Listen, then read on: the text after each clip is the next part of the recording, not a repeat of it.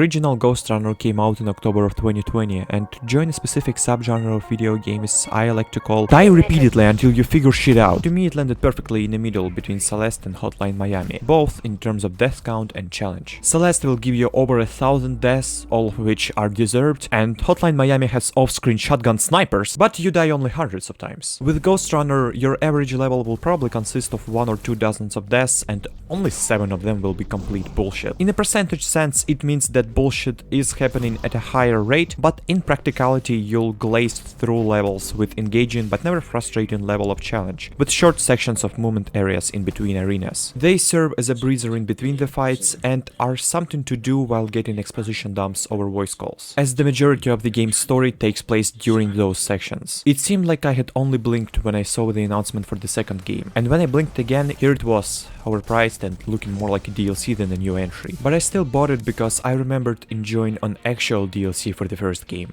A father has 2 children, a boy and a girl. He loves them both, but he loves the girl more. A disaster strikes and there's not enough food to support everyone. Whom will the father sacrifice? The fatter one.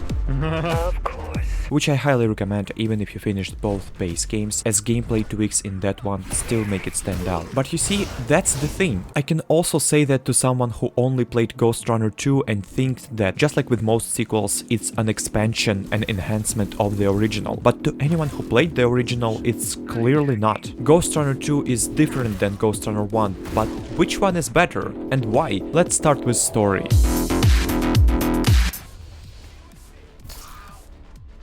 Let's start with gameplay. Okay, for me, all story in these games is just an excuse to slice and dice in a cyberpunk setting. And in that regard, I have to say the first game wins hands down. While the second one has some rivalry between religious people and rebels and remains of old order, I guess, then this new life form takes over and we protect our home base from it and then go into the sunset to look for fossil samples. The first one is more like, hey, this bitch cut off your arm. I'll handle things from here on.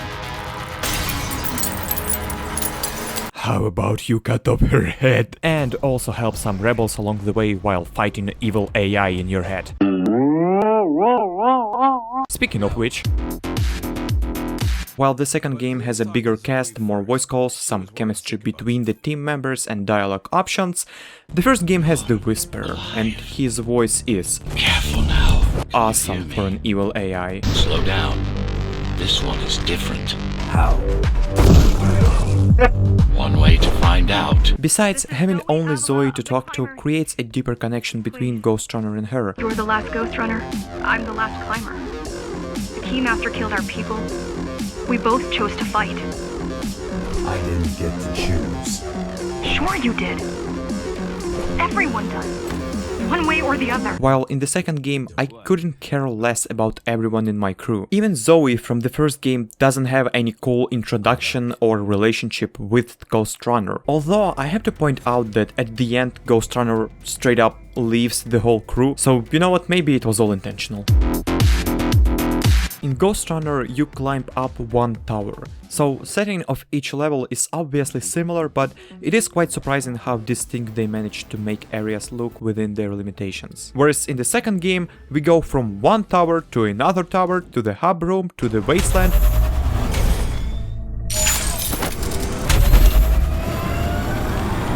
to the buildings inside the wasteland, to the towers inside the wastelands, to the insides of a giant robotic worm, and then back to the tower.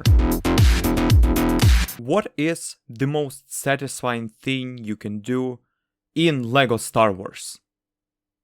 That's right, deflect bullets! And with Ghostrunner you get to do it in first person. But there is one change between two games that caught me by surprise. You can now block with your right mouse key. Deflecting happens when you time your blocking, whereas in the first game there is no block, so you needed to time your attack properly. This change seems very small, but it creates noticeably different gameplay experience. In the first game, deflecting a bullet was a commitment. Sometimes you would clear the whole arena with one enemy left, and that's the point where you ask yourself, am I willing to kill him the cool way or the safe way? Because if you fail that timing, you will die. Whereas in the second game, blocking consumes your dash meter, so if you fail to time it properly, you'll still live, just won't be able to dash or use powers. so the stakes are not as high, and deflecting bullets just doesn't feel like it has the same tight window as in the first one, making the whole thing less satisfying to pull off. Powers are another addition to the second game, but they act as a replacement for power-ups that were scattered in the arena in the first one. This change, however, is one of those things where it's not clear what's better or worse. You might think that players always having access to all of the power-ups is better, but then you end up not using most of them, whereas having them as power-ups within the arena allows developers to create cool moments and more distinct arenas. You play a moment like that and you understand that if it was up to you, you most likely wouldn't have switched to this skill on your own. I loved the time slowdown power-up in the first one, and yet here I am, barely using this power in the second one. However, having all powers available always does create more possible ways to clear out an arena and allows for greater experimentation to build your own playstyle, since you have a lot more options rather than to pick up or not to pick up the power up. I do miss the long jump module though. It was fun both in traversal and combat. Makes you feel like a predator jumping on his future meal. As for the ultimates, they are harder to judge because I barely used them. My favorite one from the first game was the Surge, and just when I thought it wasn't here, it turned out they just reworked it to be an enhancement of your basic attack that activates after every 5 or 7 kills. Is it better? Is it worse? It's just different. I rarely use them because it always felt like a bit of cheating to me, or like a shortcut. And upon replaying, I've noticed that your power meter doesn't go down after death, even on hardcore mode. So ultimates are there to negate the difficulty a bit, which is pretty smart of developers. Goodbye turrets, you are not missed. I was actually surprised to see so many enemies cut out. Get it? Cut out. Because we cut them in the game, yeah. We have the Sniper Boy, the Split Boy, the Walking Corpses are present only during motorcycle rides now, although that's for the better. And the Samurai was changed to a similar enemy, but one that is nerfed significantly. Just like with bullet deflection, taking down these guys was a challenge of timing your attack just right, and if you fail, you die. Whereas now if you fail, you can try again. I also don't like counterattacks as animation, but only because it changes your FOV, which is jarring. In the first game, timed counterattack just left your enemy vulnerable for a second. What I'm wondering though is if there was any change to the robot chicken attack pattern, because coming back to the first game, you will notice that they are a lot more deadly. And I'm not talking about an upgrade that allows you to block their attacks. So let's take a look.